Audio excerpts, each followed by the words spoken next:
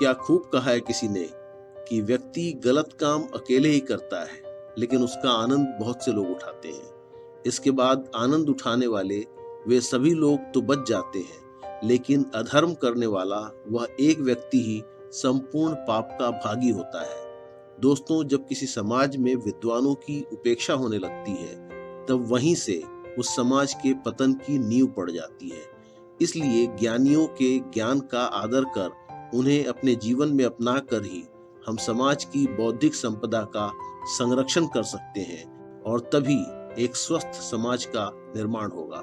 नमस्कार दोस्तों, मैं शैलेंद्र एक बार फिर अपने YouTube चैनल पर आपका स्वागत करता हूं। इस चैनल के माध्यम से मैं आपके लिए प्रेरणादायक हिंदी कहानियां लेकर आता हूं। तो आइए आज की कहानी शुरू करते हैं।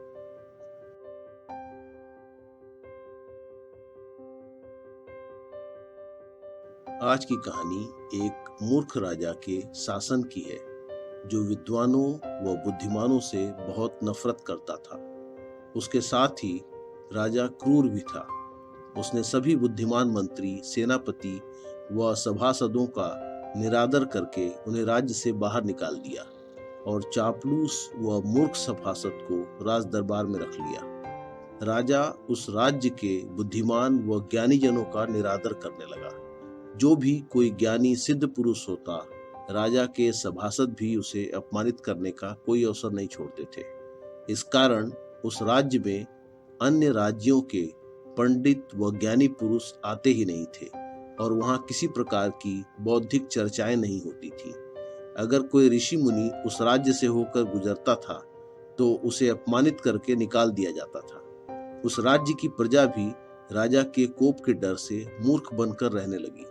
राजा व सभासद के विरुद्ध जाने वाले व्यक्ति को नगर से निकालकर जंगल में भेज दिया जाता था। इस प्रकार उस राज्य के सताए हुए विद्वान लोग जंगल में रहने को विवश हो गए। एक बार कोई सिद्ध महात्मा उस जंगल में से होकर गुजरे तो राजा द्वारा सताए हुए विद्वान लोगों ने उन महात्मा को प्रणाम कर अपनी दुख भरी कहानी उन्हें बताई और इसका समाधान पूछा।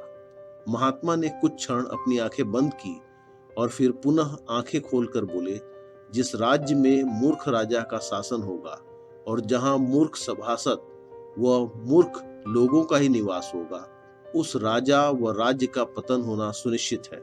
आपके पड़ोसी राज्य के राजा को यदि यह पता लग गया कि आपके राज्य में सिर्फ मूर्ख लोग ही रह गए हैं, तो वह आपके राज्य पर आक्रमण करके इस मूर्ख राजा का अंत कर देगा, क्योंकि सब जानते हैं कि मूर्खों को युद्ध में आसानी से हराया जा सकता है। आपके पड़ोसी राज्य का राजा अत्यंत बुद्धिमान है और उस राज्य में विद्वानों एवं बुद्धिमान प्रजाजन का बहुत सम्मान किया जाता है।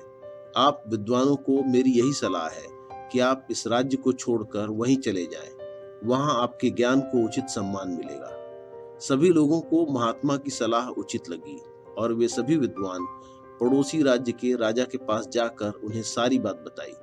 राजा ने उनकी बातें सुनकर कहा कि आप सभी विद्वान बिना किसी भय के इस राज्य में रह सकते हैं। इसके कुछ दिनों बाद राजा ने पड़ोसी राज्य पर आक्रमण कर मूर्ख राजा को पराजित कर उसे बंदी बना लिया, जिसके बाद से दोनों राज्यों में बुद्धिमान प्रजाजन बिना किसी भय के सम्मान पूर्वक जीवन बिताने लगे।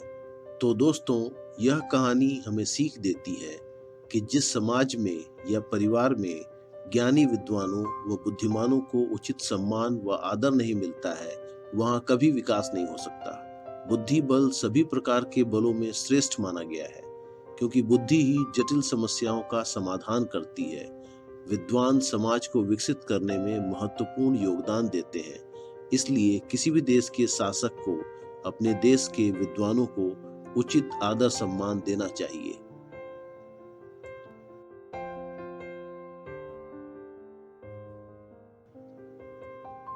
दोस्तों, यह कहानी आपको कैसी लगी, अपनी राय कमेंट बॉक्स में अवश्य दीजिएगा। कहानी पसंद आने पर लाइक का बटन दबाकर अपने मित्रों को शेयर करिएगा और अंत में बेल का बटन दबाकर चैनल को सब्सक्राइब करना मत भूलिएगा, जिससे चैनल पर अपलोड होने वाले नए वीडियो का नोटिफिकेशन आपको मिलता रहे। तो मिलते हैं दोस्तों फिर एक नई मोरल बेड टाइम स्टोरी के साथ। तब तक के लिए शुभ रात्रि।